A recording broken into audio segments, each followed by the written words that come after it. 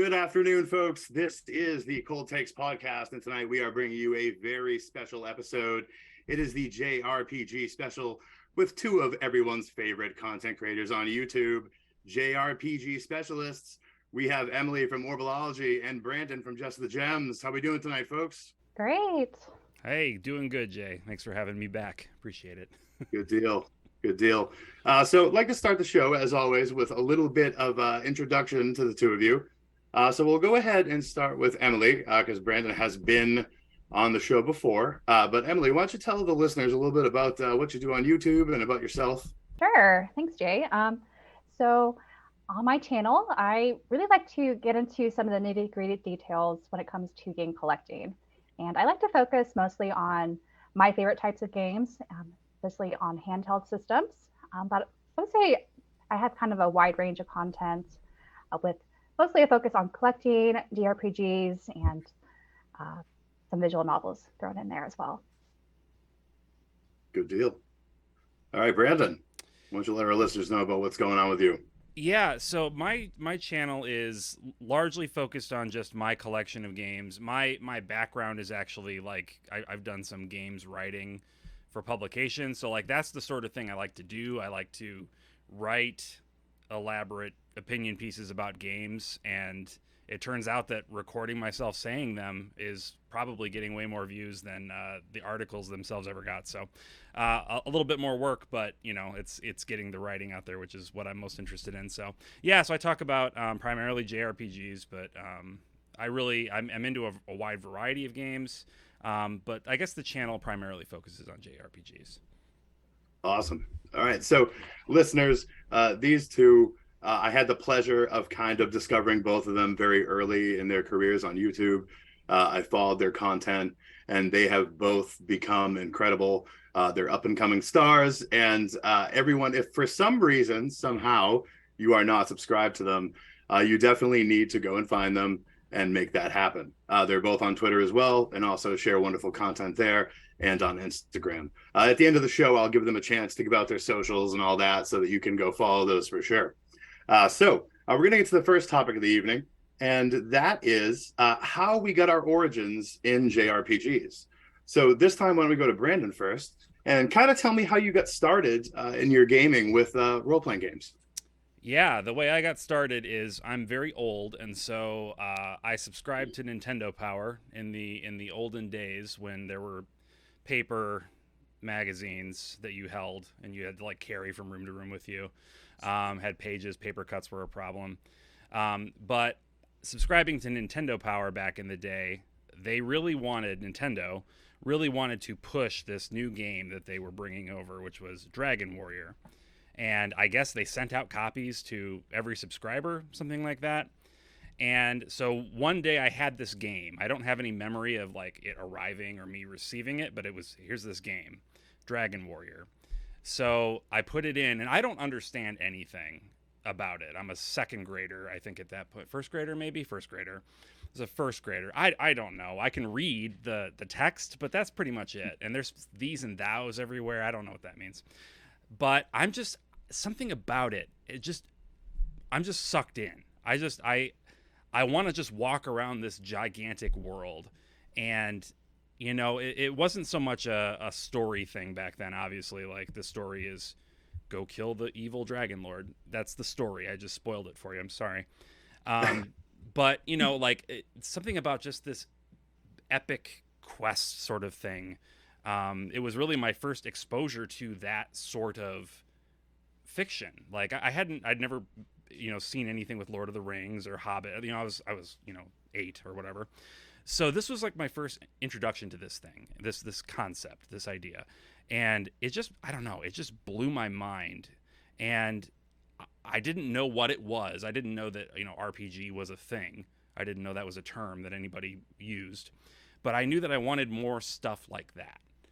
And, eventually I discovered Final Fantasy, discovered that quite a bit later. And it has just been pretty much what I play since then, since I was, I guess, 7 or 8 years old. That is a beautiful story, and that's a great way to get started. So, Emily, how did you get started in JRPGs? Mine was a Christmas gift, actually. So I want to say I was either 9 or 10, and that's when my brother and I both received the Game Boy Color for Christmas. And one of those games that we were gifted was Pokemon Silver.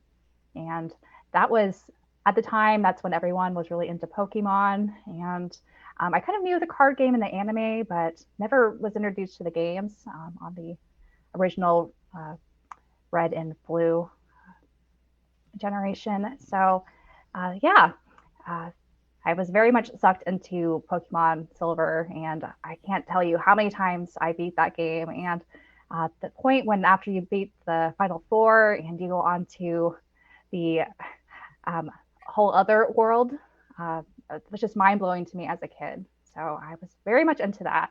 And then shortly after playing all the Game Boy games, I then was introduced to the PS2. And as both of you know, there are a lot of great JRPGs available on there, but I would say the first one that I played on that system was Kingdom Hearts, with the kind of hack and slash JRPG sort of gameplay. And I wasn't really that into Disney at the time, and admittedly not so much nowadays, but just everything about that whole world and how they fused together these new characters in Final Fantasy with Disney was just so magical to me. And it made me actually want to play more Final Fantasy. So after that, I think I tried Final Fantasy 10 and 12, which between the two, I only really played 12. But yeah, I would say those are kind of my origins when it comes to JRPGs. Good deal. Good deal. Well, thanks for sharing that. Sounds like a great origin story. Mine is a little simpler. I was a big PlayStation 1 person, and I just saw this game case that looked cool, Final Fantasy 7, and I had never played any role-playing games. I had played some fantasy stuff, but never role-playing games. And I booted it up, and it was the most incredible thing I had ever experienced. And I must have beaten that game like 3 consecutive times when I was first playing it. And I had to have all the strategy guides to make sure I could find every secret, every materia, beat all the weapons. And then it just rolled straight through all the way, probably up until 12. I kind of lost interest at 13 and 15, Branden. We were talking about that on Twitter earlier. I knew you were going to drag me for that. But also on the PS1, when I really enjoyed that, I was like, what other role-playing games are there? Because I literally have no idea about this. And then I found Final Fantasy Tactics, and I found Suikoden, and I immediately fell in love, and I've been hooked ever since. And I don't know what I'd do without them. So that's awesome. So I'm glad that we were all able to share those stories. I think it's really special going back and remembering those things. As you all know, I'm a huge fan of the nostalgia that we have for our, youth and our teenage years in gaming. So that being said, all right, so we all know that we love JRPGs now. So we're going to go to Emily with this question. What series do you think has the best world building out of all of the JRPG series that are out there? So I feel like I may be stealing Brandon's answer too. We'll see. But definitely my go-to for anything to do with world building is the Trail series. And it's just how interconnected all the story arcs are, and the characters, and just how it compounds onto itself in this great epic. So now I unfortunately have never got crazy into those. Is there a lot of continuity through the games? Like, are they related? Is the world related? Yes. I would say each. So the, I guess, issue with the Trail series is localization delays. So right now in the West, we only have 3 different story arcs that have been localized. One that's half localized, but will soon be corrected in March. And so each of those 3 story arcs, you have these different protagonists who are dealing with different kind of issues in their region of the world. And they eventually do meet up together. And I don't want to go into spoiler territory at all, because it's just a very slow burn kind of world building. And really, it's how it's done, especially when you get into the Cold Seals story arcs.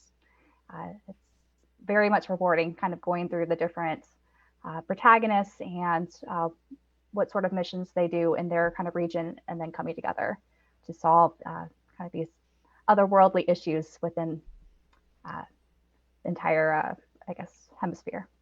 Awesome. Yeah, Good I would deal. say that like I agree with that. Like I would say that the way I think of it is like a series of fantasy novels where maybe there's a different protagonist in each novel, but there's continuity for the world of the story, or maybe even a better one that's more modern would be like the Marvel movies, right? You've got Mm-hmm. your Captain America movies, you've got your Iron Man movies, but then in the Avengers, they're all there. So it's kind of like, you know, you get into, like you were saying, Emily, the later portions of the Cold Steel and then moving on into Reverie, which is coming out later Mm-hmm. this year.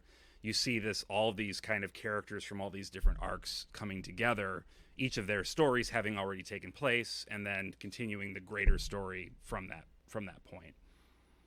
So it sounds like Yeah, you're in well complete said. agreement. Oh yeah, I mean, as she was talking, I was frantically trying to think of another JRPG world that's even close to as well thought out or interesting, or you know, has that sort of continuity that I crave. I don't know. I mean, obviously Final Fantasy's out because they're not world building across the series. There's decent world building within individual Final Fantasy games. Um, Mm-hmm. you know, I think that the world building in 7 in particular has been very good. And they've expanded. They've created spin-off games and sequel games and things. So, but yeah, I mean, like pound for pound, the Trails series is just the epitome of long form storytelling. I don't even qualify that as like video game storytelling. I would say storytelling. It's just the Yeah, long it's just form. an epic. That's Yeah, how I like it's to an call it. epic. It's absolutely an epic, and The modern day epic. and I love it. And it's got, you know, it's full of anime tropes, and if that's gonna turn you off, I get it. I've dulled my senses to all that. I can take it. Just throw it at me. I'm fine. But I find it very charming at this point. yeah, I know. It's just like I've been so exposed to it, and it's a nice breakup from kind of the more darker themes. yeah, that the lie dour in the games. overall. Yeah, exactly. So yeah, I guess we're in agreement there. And if that's not a strong enough pitch for you listening out there to play the Trails games, I don't know what else to say. I don't know. I've done my best. Yeah, I think it's definitely a unique sort of JRPG experience that you really can't experience in many other games to the scale. Mm-hmm. So I think really the scale is the key Yeah. here. Beautiful, beautiful. So of course, you know, I said I don't have a ton of experience with those. So drawing off my experience, I'm actually more interested in like the political intrigue and like wars over secession and all that. And like, so I definitely can say that as far as like each game and a little bit of the continuity, but the Fire Emblem games are tremendous for it. The stories are deep and nuanced in each one of them. And then, of course, Suikoden, you know, 1 through 5, they have incredible stories because you literally have 108 different characters, and each one of them, even though they're not all playable in combat, has their own input and views on what's going on in these kingdoms. And it's something that you can look so deeply into if you take the time to follow up on, you know, the NPCs and the towns that those characters are from, and to do the different events that trigger different conversations with them. It can really be something you get lost in. So those would be mine. But I definitely, after those pitches from you guys, want to check out these Trails games. It sounds like I might be missing out. Play 0. I think that's a great starting point for anyone interested in the Trails games. It gives you a really good taste of what to expect, I would say, as the series as a whole, and kind of see this, I guess, the more charming aspects of the smaller kind of scaled stories and how it'll eventually play out on the larger scale. Good deal. All right, Mm-hmm. so we have a very special surprise today. So I'm going to let Branden introduce what's going to be happening during the break here and what we're going to be playing. So Branden, what are we about to show these listeners? What? I'm so caught off guard. What do I? Oh no, I'm just kidding. So I've been in a band for the last, what year is it? 2023. 16 years. We've been playing around Chicago, and we're called These Guys, named after a classic scene from the movie Fargo. And we're going to be playing a track from our upcoming album, which is called And Here You Are, and It's a Beautiful Day. Also, a classic line from the classic movie Fargo. And the song is called 7mm. So there you go. All right. So, folks, get ready to hear this. After this track, we'll be right back.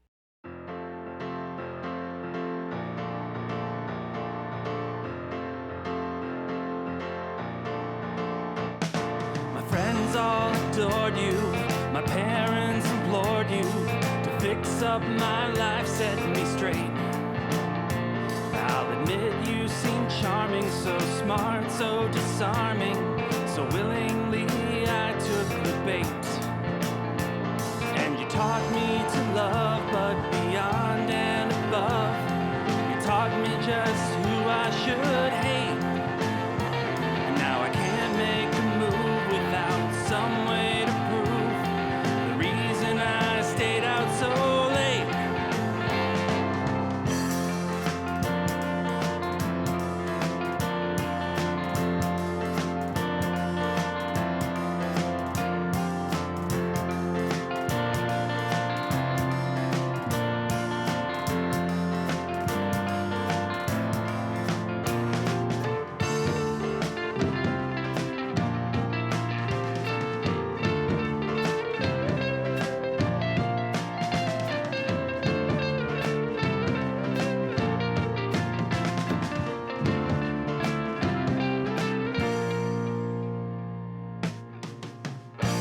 Aim your rifle at my chest. Take your time. Load your 7mm. I don't mind. Aim your rifle at my chest. Take your time. Load your 7mm. I don't mind.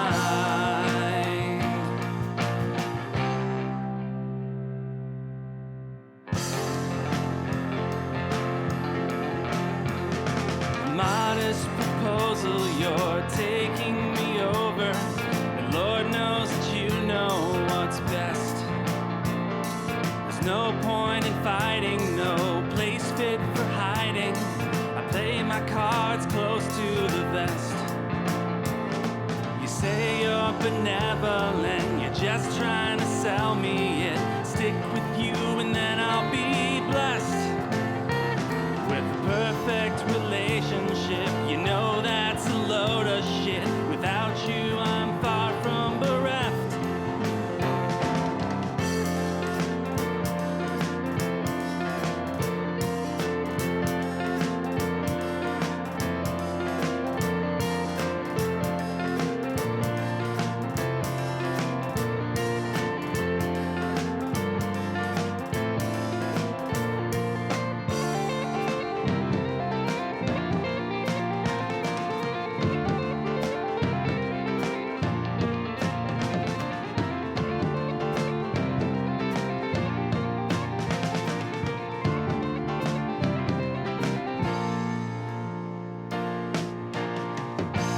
Aim your rifle at my chest. It's not too late. Load your 7mm. I can't wait. Aim your rifle at my chest. It's not too late. Load your 7mm. I can't wait.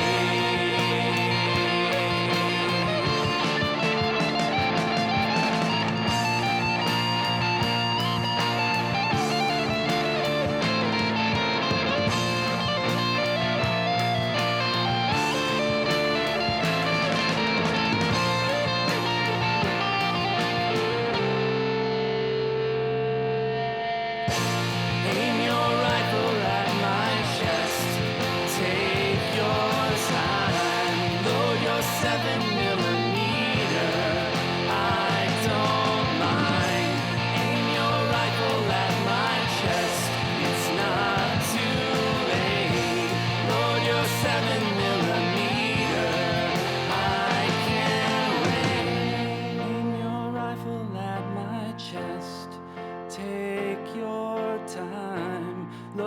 a 7mm, I don't mind.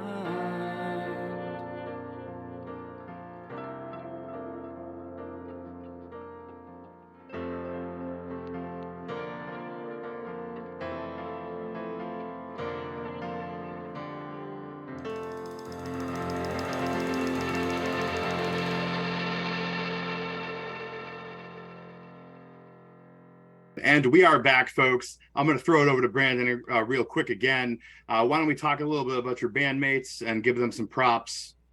Yes, thank you, Jay, for playing that little track for everybody. Really appreciate it. So my bandmates and I have, like I said, we've been playing for 16 or so years. We've got Jake, my buddy Jake on guitar, my buddy Pete on the drums, my buddy Emily, not this one, on the bass. and yeah, it's been a blast. I think this is the first time that song has been played in any kind of non-concert public sort of venue. So I really appreciate that. It was really nice. Good deal, man. The pleasure's all mine. Beautiful song. You guys did a great job, and thank you. So next thing I want to get to is I would like to know if either of you can think of a RPG franchise that has kind of gone inactive that you'd like to see make a return. Why don't we go ahead and start with Branden on this one? Yes. So when I've thought about this before, and as I'm saying this now, I think I'm realizing that I might actually be getting my wish, and it didn't occur to me until I've already started the sentence. So here we are. This is the moment that we're in. So I'm just going to continue. Really, one of the series that I think was a victim of the weird PlayStation 2 black hole or Bermuda Triangle, where so many like prominent JRPG series from the PlayStation era just kind of died in the PlayStation 2 era. I would say the Shadow Hearts series. And the reason I kind of caught myself at the beginning is they are kind of making a spiritual follow-up to the Shadow Hearts series. It was on Kickstarter several months ago. I'm pretty sure I backed that. Yes, I did. I definitely did. So yeah, the Shadow Hearts series is this gothic historical fiction sort of JRPG story where you're kind of globetrotting and fighting a guy named Francis because, old time like British guy, top hats and stuff. And, you turn into monsters, and it's just this gothic horror sort of like weird retelling of history. And it was very cool. And it's a bummer that it just disintegrated into nothing after the PlayStation 2. So I think it's cool that the original creator is on board to do a sort of at least, spiritual follow-up to that. Yeah, those were incredible games. Do you have them physically? I do. I have all 4 of them. I say 4 because Kudelka is, unbeknownst to some people, I think Kudelka is the prologue to the Shadow Hearts series. It's a great piece of trivia. I was waiting for you to say that. Good deal. All right. So what about you, Emily? There's just so many choices. I feel like there are a lot of franchises I never got to on a lot of these older systems. But one that I did, and I think this might be speculative timing on my part due to the Level 5's announcement that they might be coming back to the West. So if this does happen, we could actually maybe be able to play it. But I have really fond memories of the Dark Cloud series. And I mostly remember the first one a lot. I think what happened with the sequel was we rented it from like Blockbuster or something back in the day. So I wasn't exposed too much to that game, but I have a lot of fond memories with the first game and how you had some town building aspects and you go into the dungeons. And I always remember how it was awful if you got stuck in there with broken weapons and you can't progress any further. But yeah, I would love to see a return of that whole world and just really improve upon the formula they had. Awesome. Yeah, that was a pretty cool announcement to see that they had made.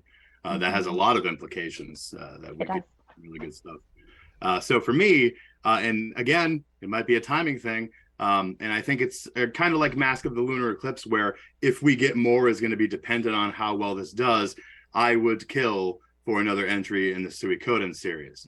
So we will see how this remaster and re-release of 1 and 2 goes, because that could portend remasters and re-releases of 3 through 5, and maybe like Tier Kisis or the Tactics game, and then maybe, lo and behold, we might get a brand new modern day, like ultra HD graphics Suikoden, and that would just make me so happy.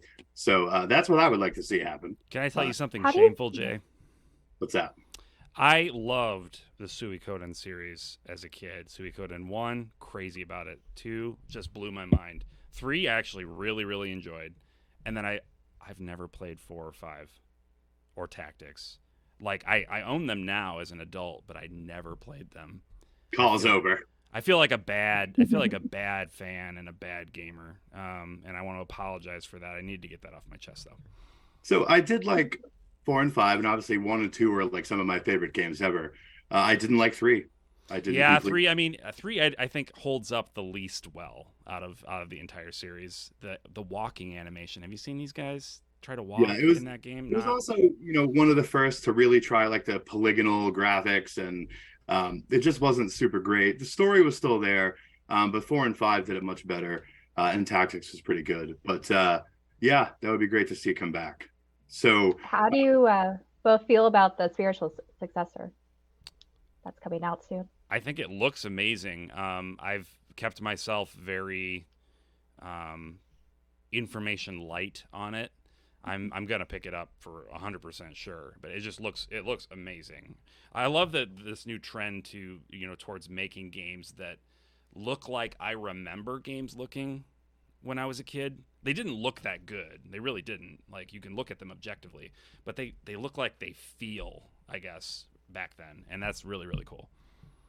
I'm super excited for it because I mean, it's not just that, but any game that has like a super ensemble cast like that, if they can just nail that down and have all of the playable characters be viable in combat and have the side characters actually offer something valuable to the home base, then it would have that great Suikoden feel. So that's really what I'm pulling for with that as well.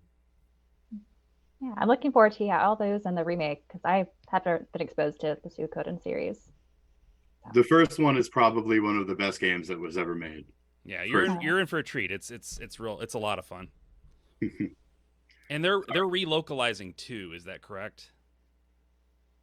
I think they are redoing the translations on it. Because to the best of my memory, they were rough. It was a rough translation. Like, it was not great. So it'll be good to see that kind of, to really enjoy it to the fullest. That's something I noticed. I don't want to get us off on a tangent. I know we have limited time, but one thing I noticed is that I never really understood the story of Final Fantasy VII until about 5 years ago, when I played it with a retranslation patch where they took a lot more time, used a lot more people and references and resources to retranslate the game.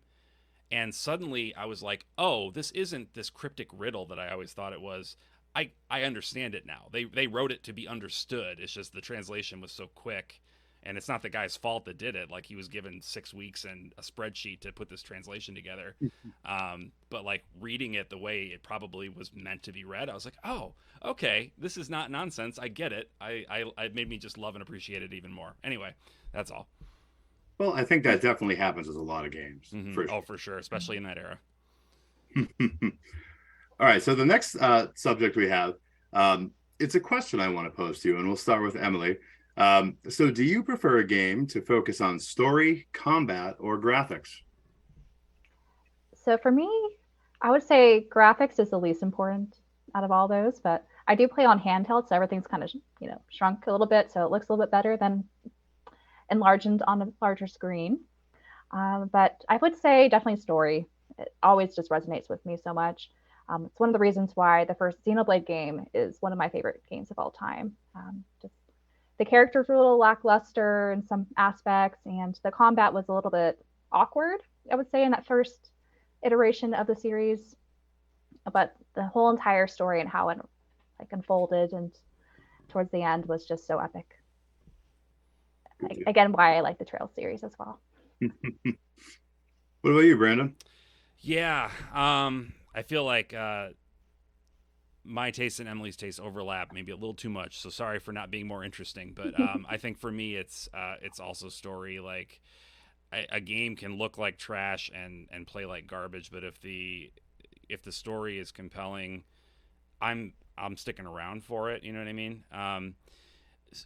Ideally, all three of those things are great, and you love to see it when that happens. But the story is the thing that is making me think about the game when I'm not playing it, and want to get back to experience more of it.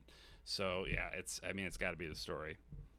For sure, yeah, it definitely leaves, I think, the biggest impact. I don't know if this also stems because I'm a big fantasy reader, so I like that in my books and also my games. But yeah. Good deal.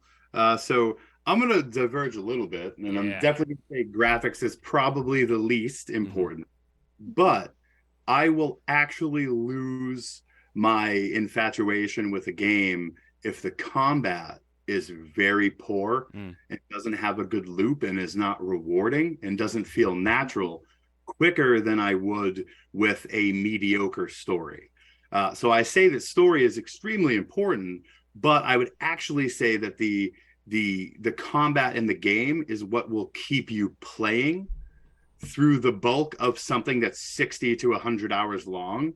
A lot of games that failed or got reviewed poorly, usually one of the biggest things they say is the combat.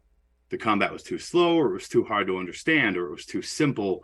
So I think that system can be nuanced.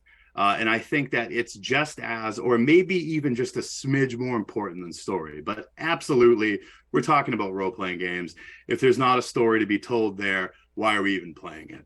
But I definitely think that the combat is very important in keeping us engaged with that story, because otherwise we'd just be playing a visual novel. Sure. So you're one of those guys that likes the game part of the game. I've heard of you. I've heard of your kind. And that's one of the reasons why I'm super excited for Engage at the end of this week, because of its return to the more nuanced and deep combat. Sure, I loved the romance and the storytelling in like Three Houses, but returning to the roots where you can really get addicted to leveling up your characters, and that system of battle is something that really, really intrigues me. So I'm excited to see that. Yeah, I'm getting hyped. I just got my Target Collector's Edition email letting me know that it's shipping out. So lucky. I'm still waiting for GameStop. Oh yeah. Probably not going to get till next week. You haven't had the best of luck with them. I'm sorry. No, I'm sorry I haven't. So of course you both got the collector's editions, right? Oh yeah. Mm-hmm. Yeah. Oh, yeah.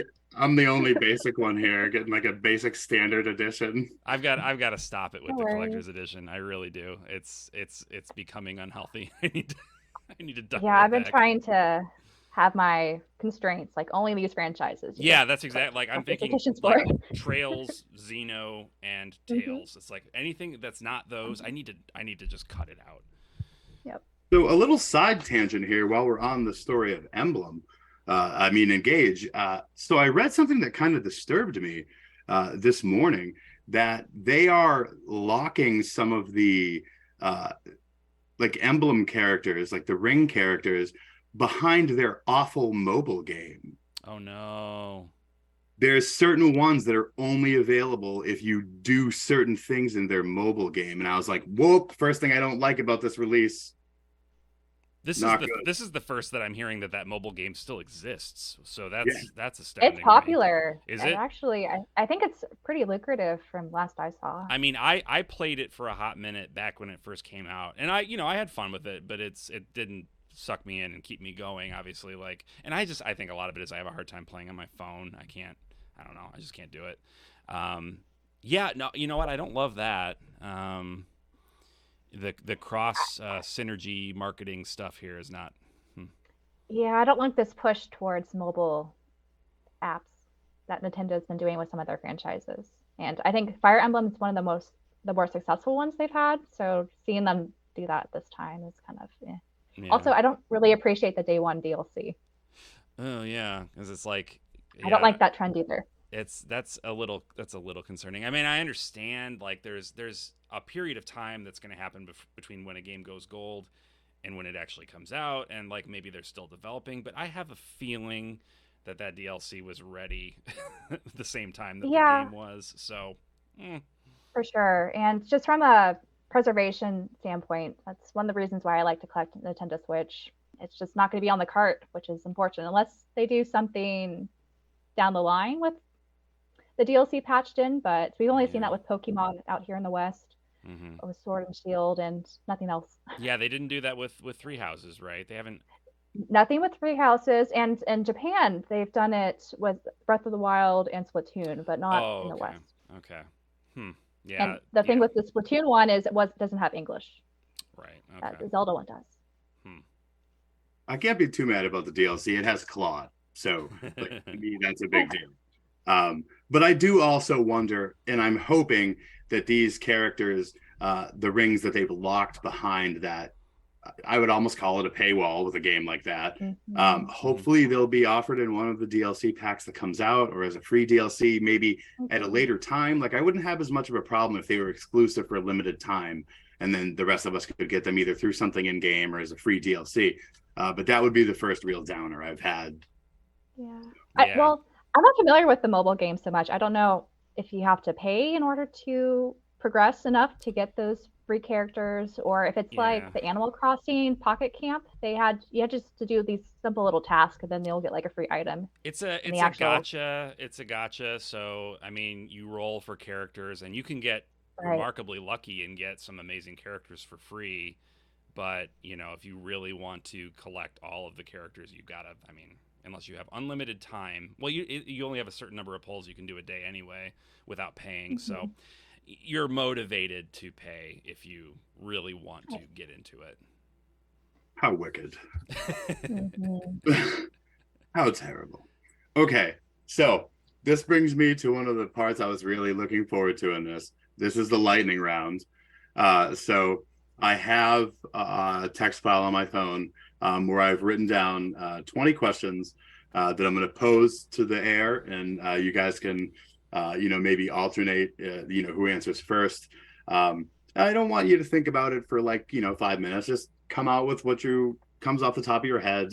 And if I think it'll be something fun for us, it'll be something fun for the listeners. So you guys ready? Bring it on.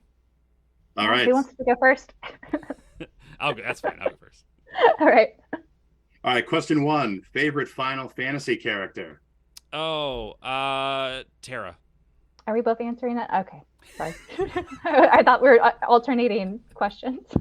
Oh, no. Everyone's got to answer. I haven't really played much Final Fantasy. What's his name? Baltier from 12? There you go. Okay. Good. And mine would, I have to go with Renoa. That's just how it is.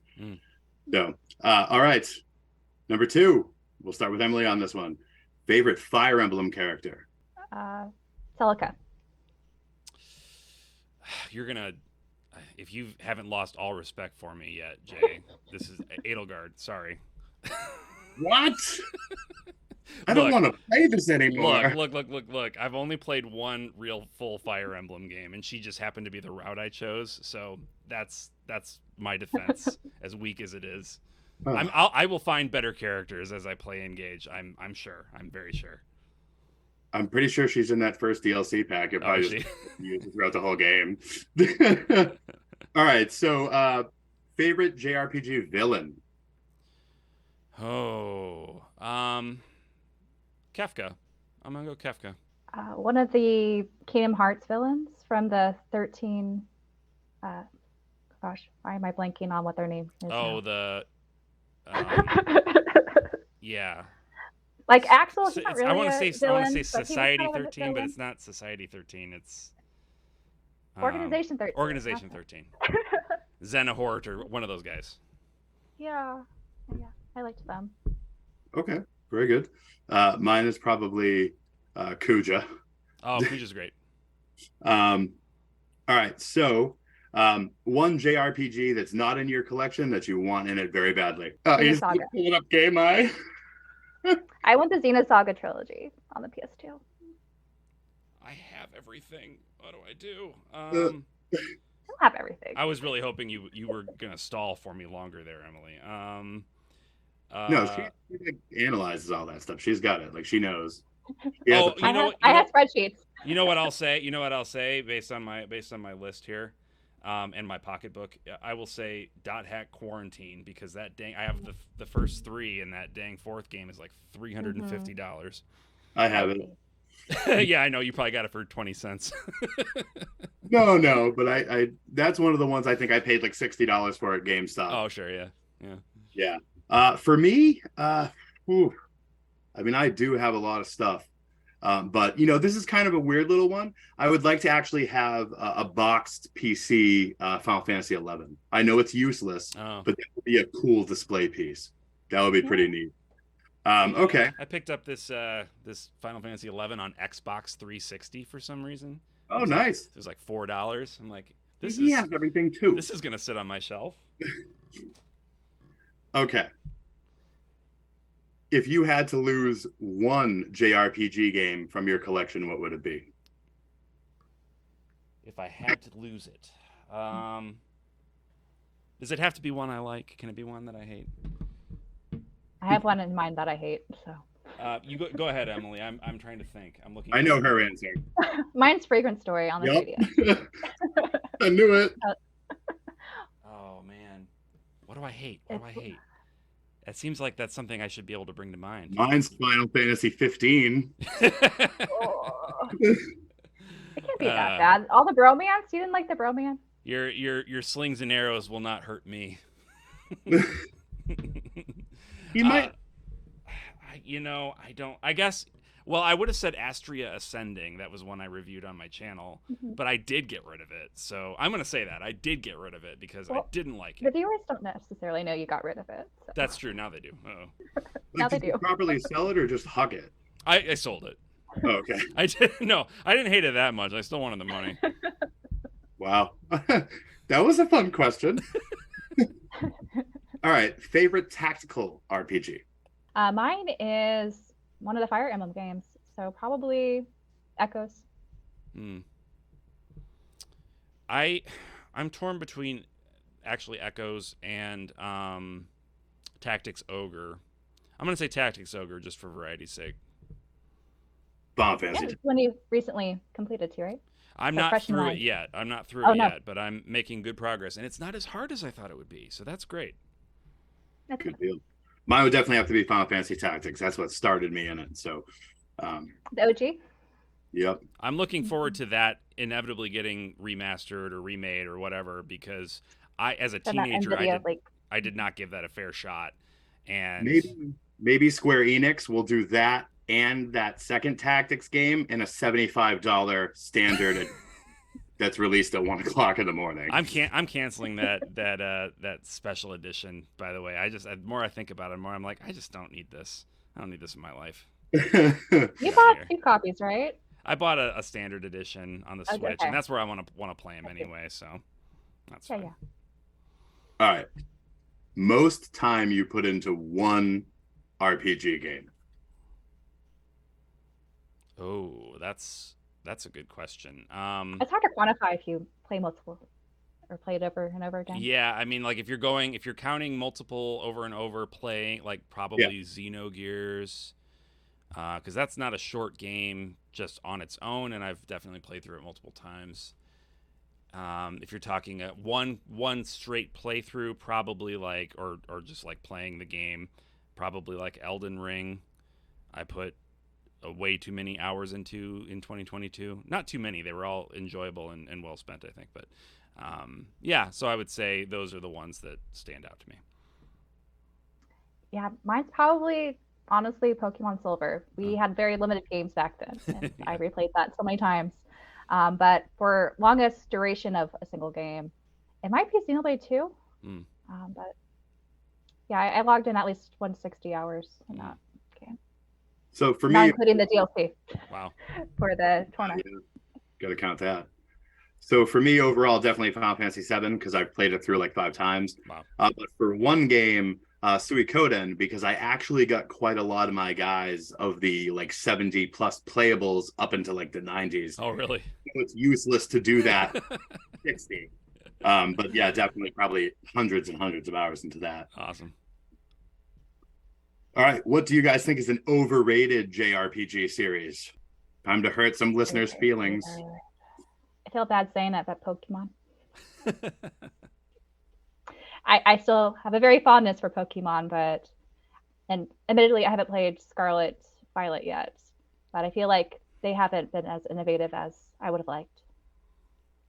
Yeah, I haven't really played much in the world of Pokemon except for I reviewed Let's Go Eevee for a publication once, and so I had to play that one, obviously. And I enjoyed it, but I've never really gotten into the series, so I don't know if I can fairly say that. I can't really judge whether it's overrated myself. I guess, series that's overrated. I don't know, maybe Breath of Fire. It's good, but like everybody chill out. It's good, but like it's not like the best in the world. Let's just calm down. All right, I'm gonna actually say Dragon Quest. I do like the games, but we're basically sold on the art and a mediocre story. Yeah. So that's. Have you played them all? So I've played quite a lot of them. 7, 8. I played 11. I didn't play like a lot of the original ones, but from what I've seen, I hear a lot of people love 5 too. But yeah, I tried after I played 11, I tried to go back and play through all of them that were available, and I have all of them obviously except for 10. And I got like through 1 and 2, and I got partway into 3, and I was just like, eh. So I skipped over 3 and went to the DS games, and I got through 4, and I got mostly through 5. 5's actually pretty good. And then I just kind of like burned out. So no, I kind of get what you're saying. Like they are extremely beloved, especially in Japan. They like changed the world for them. Like for us, if I'm being really harsh, I think a lot of other JRPGs do the same stuff that Dragon Quest is trying to do and do it better. But I still love Dragon Quest. Don't get me wrong. The Warriors games were tremendous for it. I did like those. All right. Favorite boss fight in a JRPG? Seymour and 10, or this is in any JRPG? Yep. Okay. Let's go Seymour and 10. Final answer. For me, actually, I don't always enjoy the boss fights. I feel like they're just kind of a chore to get through to progress in the story. The roadblock. So I'm trying to think of recent games that I finished. I enjoyed Xenoblade 2's boss fight at the end more than 3, since 3 just kept going and going. I hate it when you have the boss revived all the time in some new form. Yeah, I'll go with that. So I would say either the Sephiroth boss fight at the end of Final Fantasy VII. Incredible music, the incredible transformations he went through. And then also, I know Branden hates Breath of Fire, but Breath of Fire 3, you actually fight the goddess of like that world's creation because you're mad that your friend died. Look, I want to be clear. I want to be clear. I was being facetious. I have all the Breath of Fire games. I love Breath of Fire. Please don't flame me on the internet. Breath of Fire is great. I hope it comes back. But that was a great boss fight. The idea of killing God because they wouldn't bring your friend back from the dead is pretty outlandish. Yeah. All right. Favorite map or area from a JRPG? So I do like my explorative elements. So I really did enjoy exploring the Xenoblade maps. If I had to choose a specific one, I did have a fondness for Gormont in the second game. Nice. This might be a little bit out of left field, but Genshin Impact, like just running around that world and like finding random stuff to do, that even just that first big like country that you go to in Genshin Impact, I just had so much fun just going crazy going around that big world. So I'll say that Genshin Impact. So for me, from Final Fantasy VII, Cosmo Canyon. The music was so chill, and I loved Red 13. Such a great group of scenes happen there that reveal, so much about the history and the story of that world. And once again, like the music is so chill, so I have to pick that. All right.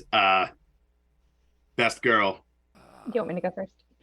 And if you have one, feel free. Estelle from Trails. I love Estelle. Oh, Estelle. Always my best girl. Estelle is best Estelle. I want a scale of her.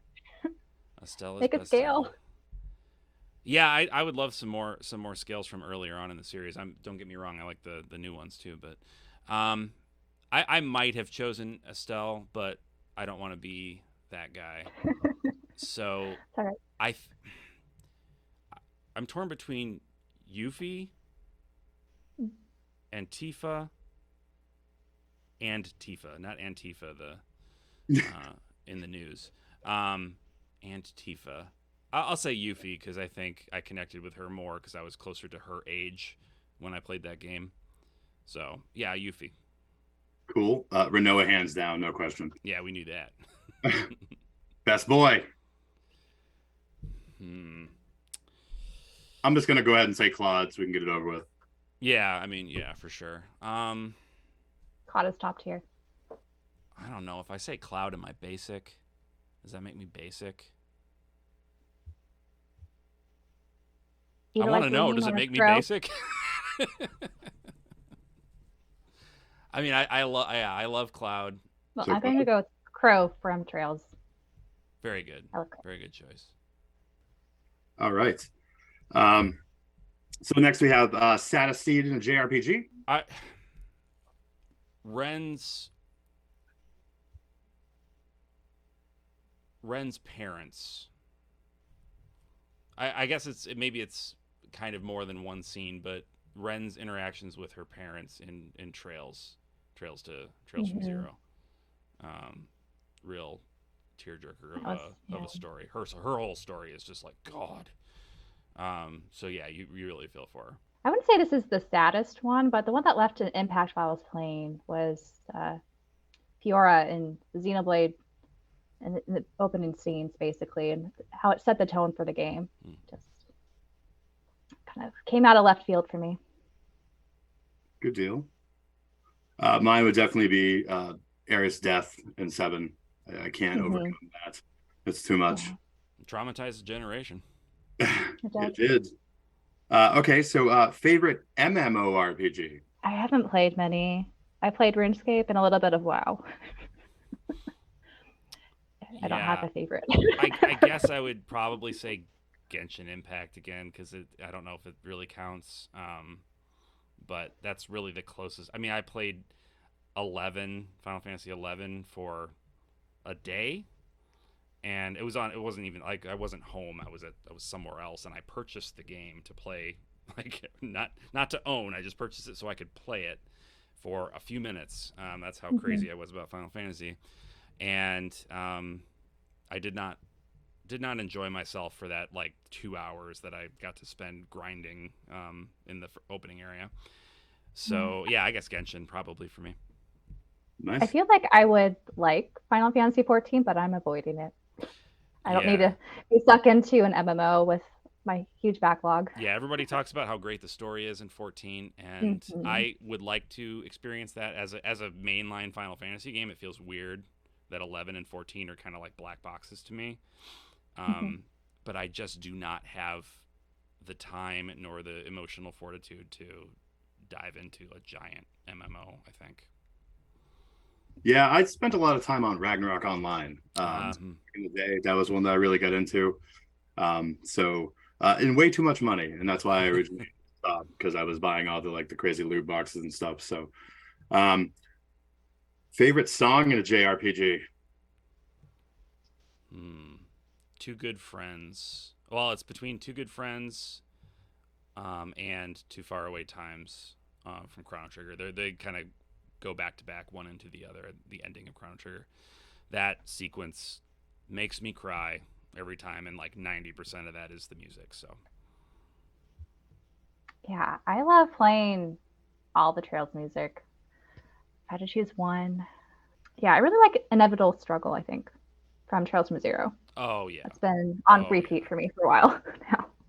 Yeah, Nice. Getting to watch them play that live in that big live concert they did was pretty epic. Yes. Yeah. Good deal. Mine would be Eyes on Me from Final Fantasy VIII. That's on. And they've always done some incredible performances of that at a lot of their like Final Fantasy celebrations too. So that's really cool. So we got about a minute left before we got to go to intermission. So last question: if you had to pick a class to be in a JRPG, what would you be? Thief. It's an archer. There you go. And for me, it would probably be a Crusader. All right, folks, we're gonna go to intermission, and we'll be right back with a couple more topics, and we'll close out the show.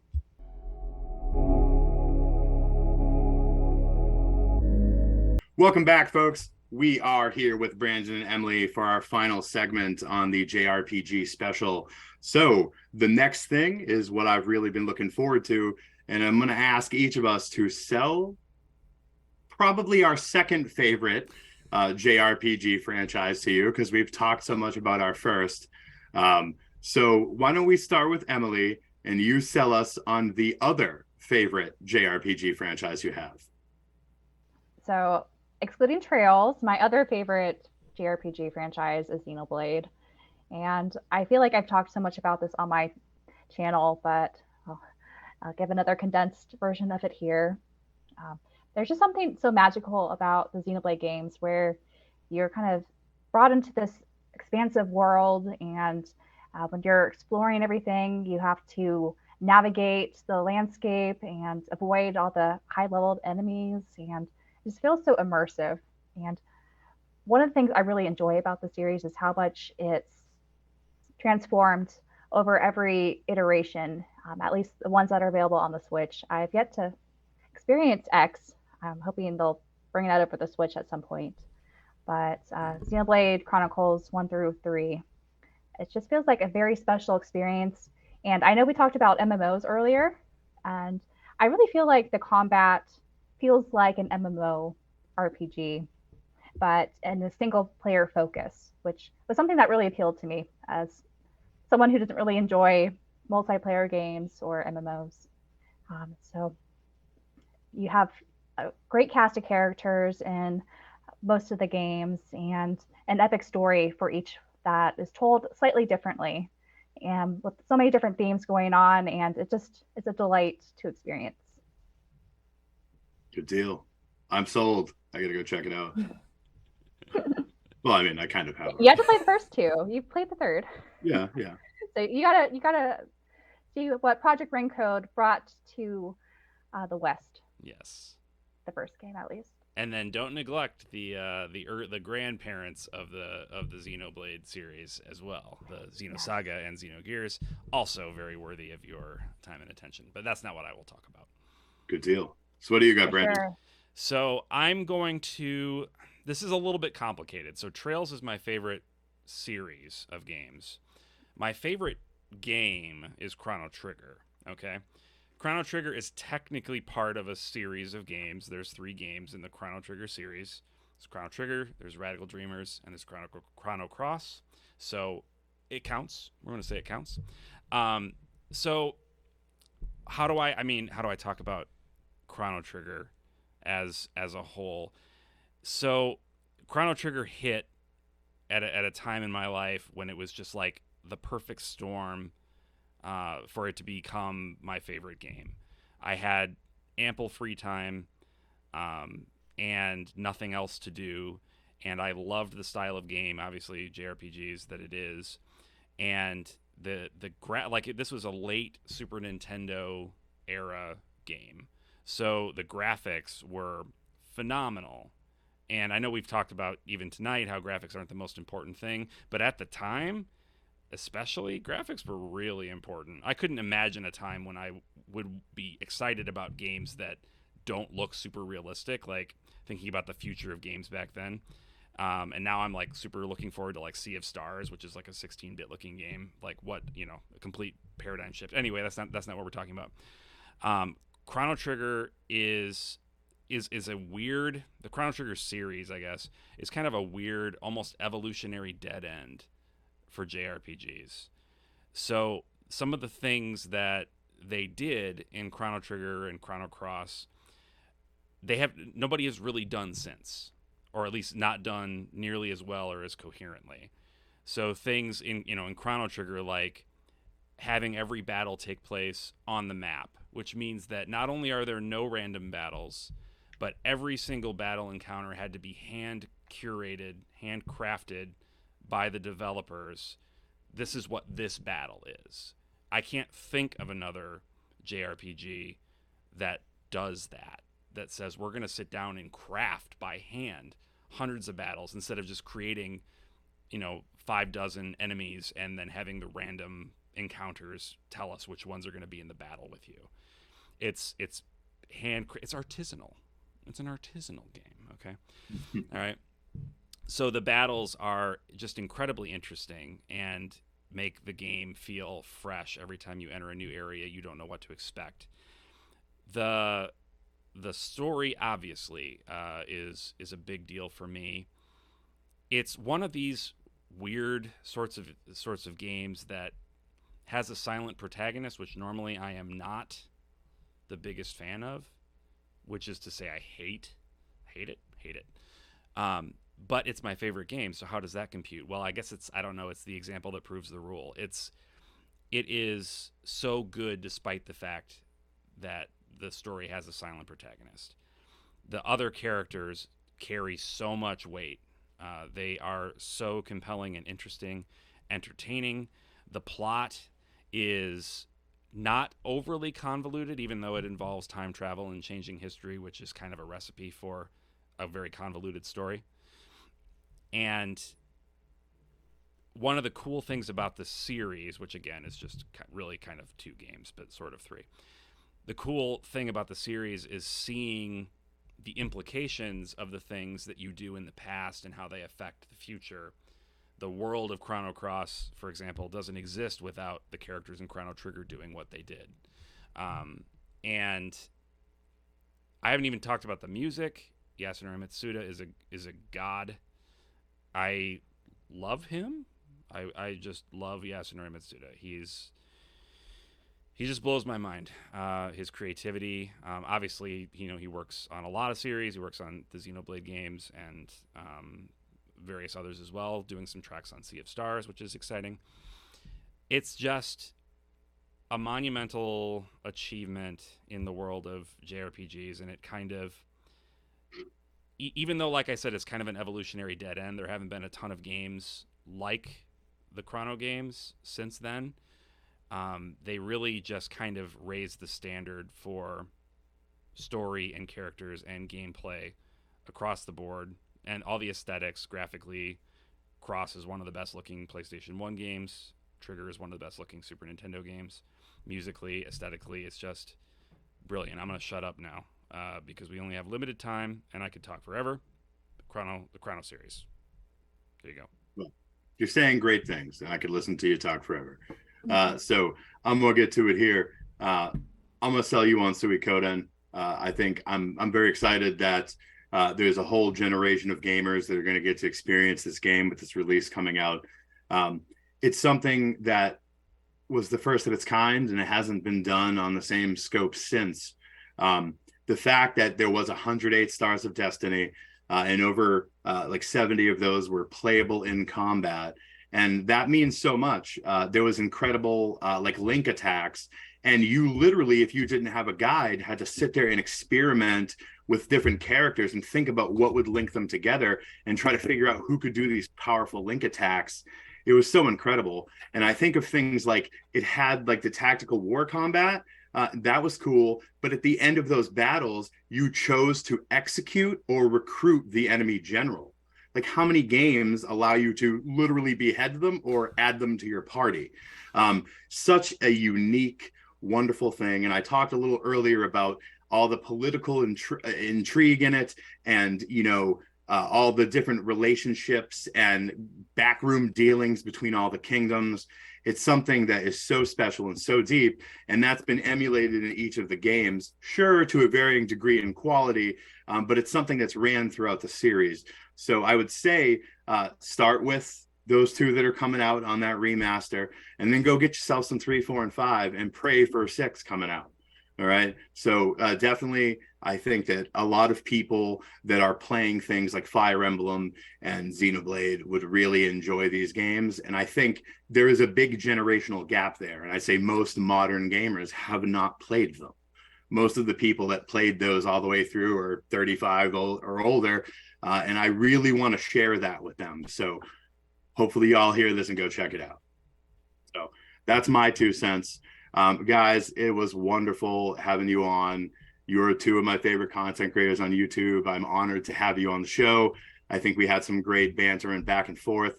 And I hope our listeners learned a lot about both of you and myself as well. And I hope that we can do this again someday. I had a really good time. Thanks, guys. Yeah, absolutely. Thanks, Jay. Yeah, thanks so much for inviting us. That was fun. Good deal. So real quick, I'm going to go back to you guys. Why don't we start with Emily? Tell our listeners where they can find you on socials. You can find me at Orbalology on YouTube, Twitter, and Instagram. At least hers is nice and consistent. Mm-hmm. What about you, Branden? Yeah, I haven't branded myself on Twitter yet. I'm just at Branden Johnson, spelled BrandenJohnson. That's Twitter, that's Instagram, that's most things. On YouTube, my show is Just the Gems, so I think you can just find me at YouTube/@JustTheGems, I think is how it works now. So yeah, that's where I'm at. All right, good deal. Once again, thanks for coming on, guys. And you guys know where to find me. I always thank you for watching and listening. And don't forget to like, comment, and subscribe. And as always, why don't we say it together? Stay creepy. That was terrible. You guys- Do it again. That take's got to stay in. Come on. Yeah, that was good. They could be like, wow, they're very uncoordinated.